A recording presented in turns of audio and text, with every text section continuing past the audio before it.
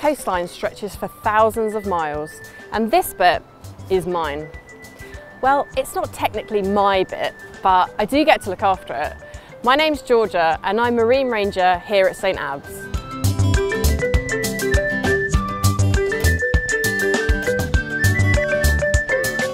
It looks pretty quiet today, but over the year thousands of people come to visit and hundreds more live here and make a living from the sea.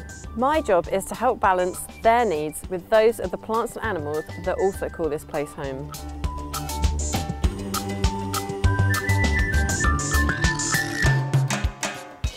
These cliffs that we're standing on, and the ones that you can see behind me, actually extend beneath the waves before levelling off to form a series of gullies, caves and reefs.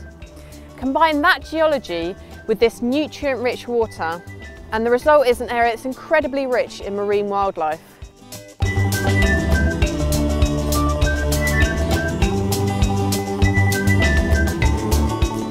The cliff behind me is also home to thousands of seabirds that nest here, and you can even see what's left behind on the rocks.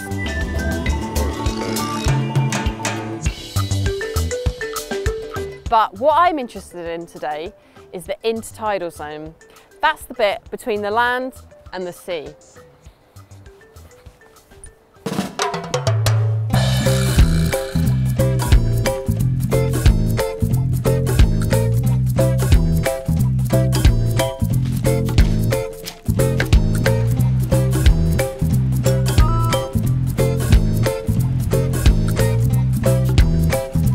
Come here right to the water's edge, which we call the lower shore zone.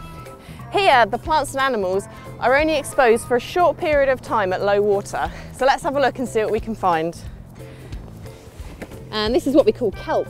It's a species that's typical of the lower shore environment. It's not able to survive higher up the shore as it doesn't like being exposed to the air for a long amount of time. It's got a really clever adaptation to surviving in this tough dynamic environment. It's got this mass of branching rootlets here at the bottom. We call this the holdfast, and it's literally does what it says on the tin. It just holds the kelp, clamps it down securely onto the rock, and that stops it getting washed away in rough weather. Wow, I've just found this really beautiful blue-rayed limpet. It's got a teardrop shape to its shell, and it's got these beautiful blue stripes running across it. It's absolutely gorgeous. These blue-rayed limpets, they're grazers, so they feed on the seaweed such as this kelp. But in the winter months, they actually migrate down the frond and into the holdfast to stop themselves getting washed away, which on a rough day like this, you can see why they do that. So down here, I've spotted something quite interesting. This green patch here looks a bit like a crust on a rock. It's actually a type of animal called a sponge. And it's one of these species that can only survive on the lowest part of the shore. It can't survive out of the water for a long time. So we found some of the plants and animals that like to live lower down on the shore. Now let's head back up the shore and see what we can find there.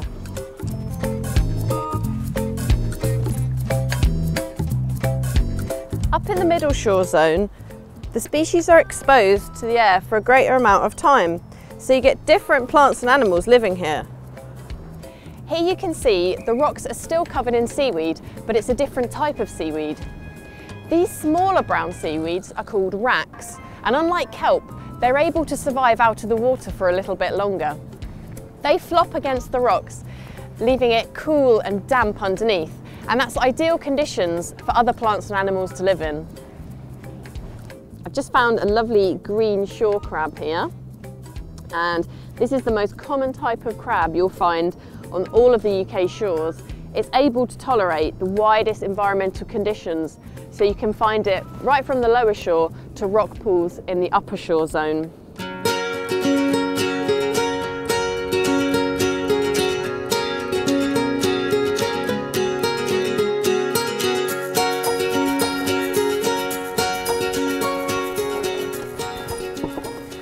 Away from the water's edge in the upper shore zone, the conditions here are really dry.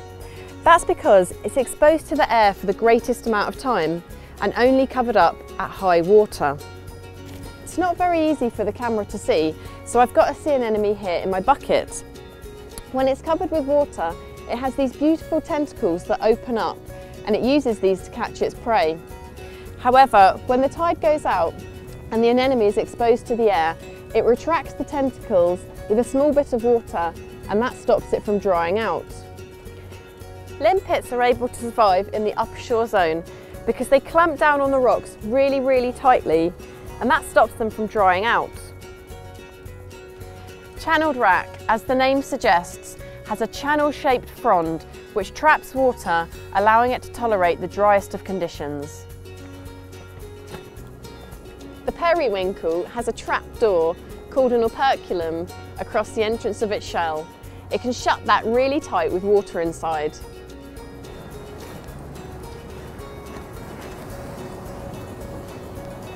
It's high tide now, and we finished exploring for the day. It's easy to think of the shore as the last bit of land before the sea starts, but for the creatures that live here, it's the last bit of sea before the land starts. Different creatures cope with the tidal cycle in different ways, and that leads to this layering effect that we've seen today of different creatures living in the lower, middle and upper zone.